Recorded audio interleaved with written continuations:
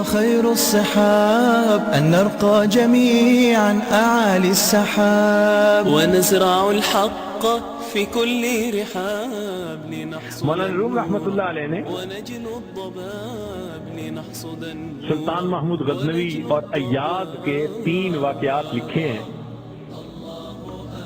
بڑی عجیب کہانیاں لکھی ہیں۔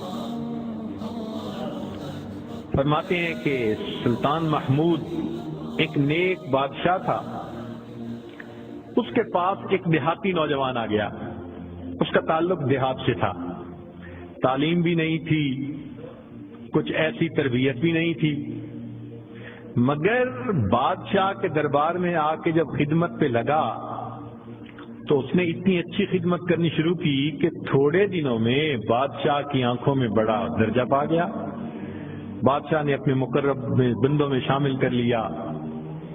اب جو پہلے سے مقربین تھے نا وہ بہت جیلس ہوتے تھے، ہم بڑے خاندانوں والے اور بڑی عقل سمجھ والے، تعلیم والے، ہم بادشاہ کے مشیر تھے، یہ کل کا نوجوان پتہ نہیں کہاں سے آ گیا دیہات سے اٹھ کے کہ بادشاہ کی اس کے اوپر بڑی خاص نظر پڑتی ہے۔ چنانچہ انہوں نے پروگرام بنایا کہ ہم بادشاہ سے موقع ملنے پہ بات کریں گے۔ انہوں نے بات کی کہ بادشاہ سلامت، جو محبت کی نظر اس کی طرف اٹھتی ہے وہ ہمارے اوپر نہیں اٹھتی، حسب میں ہم اچھے، نسب میں ہم اچھے، مال میں ہم اچھے، عقل میں ہم اچھے، لیکن محبت کی نظر اس کو جو مل گئی وہ ہمیں نہیں مل رہی۔ تو بادشاہ نے کہا کہ اچھا، میں کسی موقع پہ اس کا جواب دوں گا۔ اب بادشاہ نے کیا کیا کہ ایک پھل منگوایا جو بہت کڑوا تھا، کاشیں بنوائیں اور کاشیں ان سب لوگوں میں تقسیم کر دیں جو اعتراض کرنے والے تھے، اور ایاز بھی وہیں بیٹھا تھا، تو جس جس کو وہ کاش ملی اس نے منہ میں ڈالا تھو تھو، بادشاہ سلامت بڑا بہت کڑوا، توبہ توبہ بہت کڑوا۔ سب نے اپنے منہ سے وہ پھل نکال دیا اور کہا کہ بادشاہ سلامت یہ بہت کڑوا ہے۔ تو بادشاہ نے جب ایاز کو دیکھا تو وہ مزے سے کھا رہا تھا، تو بادشاہ نے اس سے پوچھا کہ ایاز یہ کاش میٹھی ہے جو اتنے مزے سے کھا رہے ہو؟ اس نے کہا بادشاہ سلامت ہے تو کڑوی، کھاتے کیوں جا رہے ہو؟ اس نے کہا بادشاہ سلامت میرے دل میں یہ بات آئی کہ جس بادشاہ کے ہاتھوں سے میں زندگی بھر میٹھی چیزیں لے کے کھاتا رہا، اگر آج مجھے کڑوی بھی مل گئی تو میں اس کو واپس کیسے کروں؟ عمر بھر میٹھی چیزیں لے کے کھاتا رہا، آج کڑوی بھی مل گئی تو واپس کیسے کروں؟ کاش کہ یہ چیز ہمارے اندر آ جاتی کہ جس پروردگار کی نعمتوں سے ساری زندگی ہم انجوائے کرتے رہتے ہیں، اگر کبھی کوئی اس کی طرف سے آزمائش کی گھڑی بھی آ جائے تو ہم پھر شکوہ کیوں کرتے؟ اب بادشاہ نے سوچا کہ بھائی یہ لوگ جو بہت اعتراض کرنے والے تھے نا، ان کے سامنے کوئی اور ایسا ہیلا کرنا چاہیے کہ ذرا ان کو بات سمجھ میں آ جائے۔ تو ایک دن بادشاہ آیا اور اس نے کہا کہ دیکھو بھائی، آج میں تم سب کی عقل کا امتحان لوں گا، تمہارا آئی کیو لیول دیکھوں گا کیا ہے، اور میں دیکھتا ہوں کہ کون اس میں پاس ہوتا ہے۔ اب جب بتا دیا تو سب بڑے محتاط ہو گئے۔ بادشاہ نے ایک موٹا سارا ہیرا دکھایا، دیکھو یہ کتنا قیمتی ہے، کتنا چمکدار ہے، اور ایک ہتھوڑا بھی ساتھ دیا، اور پہلے کو کہا کہ جی یہ ذرا ہیرا جو ہے توڑ کے دکھاؤ۔ اب وہ سمجھ رہا تھا کہ بادشاہ نے ہم سے امتحان لینا ہے ہماری سمجھداری کا، تو اس نے کہا بادشاہ سلامت یہ ہیرا تو بہت قیمتی ہے، اتنے کیرٹ کا اور بالکل بے عیب ہے، کوئی فلاں نہیں، فلاں لیس ہے، لہذا اس کو تو نہیں توڑنا چاہیے۔ بادشاہ مسکرایا، کہنے لگا ہاں بہت اچھا۔ تو وہ سمجھا کہ بھائی میں نے بادشاہ کو کنونس کر دیا، چنانچہ دوسرے کو دیا، اس نے بھی اسی قسم کی لاجک تیسرے کو دیا، اس نے بھی لاجک. جتنے اعتراض کرنے والے تھے سب کو ہیرا ہتھوڑا دیتے رہے، وہ یہی لاجک دیتے رہے اور معذرت کرتے رہے، حتیٰ کہ بادشاہ نے وہ ہیرا ایاز کے ہاتھ میں پکڑایا. جب ایاز کو کہا ایاز اسے توڑو، ایاز نے اس کو نیچے فرش پہ رکھا، دے کے مارا ہتھوڑا اور اس کے ٹکڑے ٹکڑے کر دیے. اب جب اتنے قیمتی ہیرے کے ٹکڑے ہو گئے تو وہ تو سارے خوش ہو گئے. آج اس کا گنوار پن کھلا، اس کی جہالت کھلی، بے وقوف، کیا پتا اس کو یہ کتنی قیمتی چیز تھی.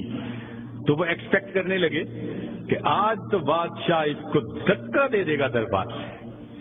تو جب ہیرے کے ٹکڑے ہو گئے تو بادشاہ نے اس کی طرف دیکھ کے کہا ایاز تو نے ہیرے کے ٹکڑے کر دیے، اتنے قیمتی ہیرے کے.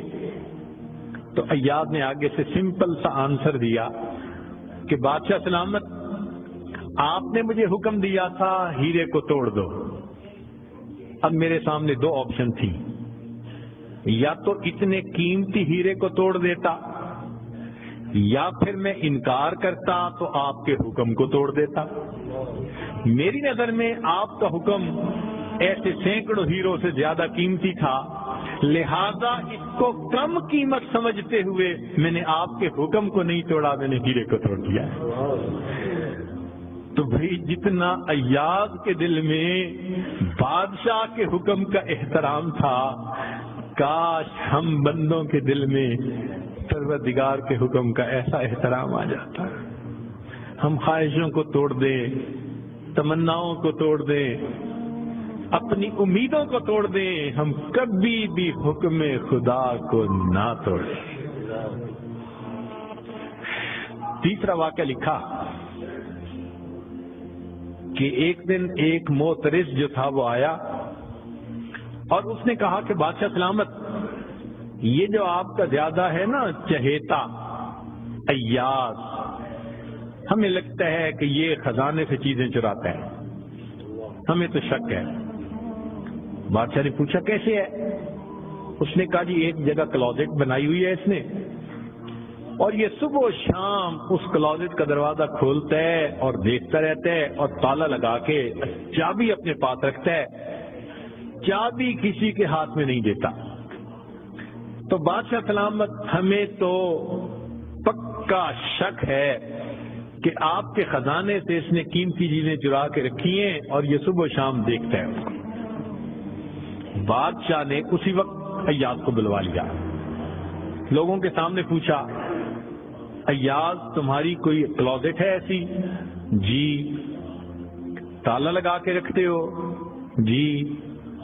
صبح شام کھول کے دیکھتے بھی ہو؟ جی. لاؤ چابی اس کی.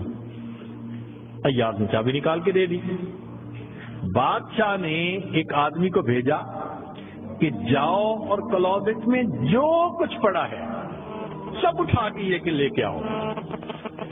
اب جب وہ گیا تو ایاز تو مطمئن کھڑا رہا، مگر معترضین بڑے خوش ہوئے، آج پکڑا گیا، آج سمجھ لگے گی بادشاہ کو یہ کیسا بددیانت انسان ہے.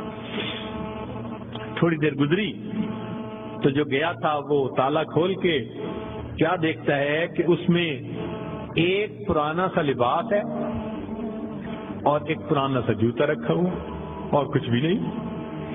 بڑا حیران ہوا، اس کو یہ صبح بھی دیکھتا ہے شام بھی دیکھتا ہے. وہ اس کو لے کے بادشاہ کے پاس آیا. بادشاہ سلامت، کلوزٹ میں یہ دو چیزیں تھیں. بادشاہ نے کہا ایاز بس یہی کچھ تھا؟ جی یہی تھا. ایاز یہ تو اتنی قیمتی نہیں کہ تم ان کو تالے میں رکھو اور صبح شام اس کو جا جا کے دیکھو. ایاز نے کہا کہ بادشاہ سلامت میرے لیے قیمتی ہے. پوچھا کیوں؟ کہ بادشاہ سلامت، جب میں پہلی مرتبہ آپ کی خدمت میں حاضر ہوا تھا، میں دیہاتی سا لڑکا تھا، یہ تہبند باندھی تھی، یہ کرتا پہنا تھا، یہ جوتا پہنا ہوا تھا. میں نے اس کو اپنے لیے پریزرو کر کے رکھ لیا. اب روز صبح اور شام میں دروازہ کھولتا ہوں اپنے نفس کو مخاطب کر کے کہتا ہوں ایاز بادشاہ کے احسانات کو مت بھولنا، تمہیں جو اس نے رتبہ دیا تمہاری اوقات تو یہ تھی، تمہاری اوقات یہ تھی۔ میں صبح بھی اپنے آپ کو یاد دلاتا ہوں، میں شام بھی اپنے آپ کو یاد دلاتا ہوں۔ مولانا لکھتے ہیں کاش کہ یہ صفت اللہ ہمیں بھی عطا فرمائے، ہم بھی اپنے ابتدا کو دیکھتے، کیا حال تھا، کیا ہماری اوقات تھی، اور آج اللہ نے اپنی رحمتوں سے، نعمتوں سے، برکتوں سے کس طرح ہمیں مالا مال کر دیا، ہم بھی اپنی بنیاد کو یاد رکھتے ہیں۔ تو اگر ایک دنیا کا غلام اپنے مالک کے حکم کو اتنا قیمتی سمجھتا ہے تو ہم تو اللہ کے ویسے ہی بندے ہیں، غلام سے بھی ایک درجہ نیچے، ہم تو اللہ کی ملک ہیں، مخلوق ہیں اس کی۔ لہذا ہمیں چاہیے کہ اللہ رب العزت کے حکم کی عظمت کو سامنے رکھیں، ہمیشہ خیال رکھیں کہ حکم خدا کبھی بھی ٹوٹنے نہ پائے۔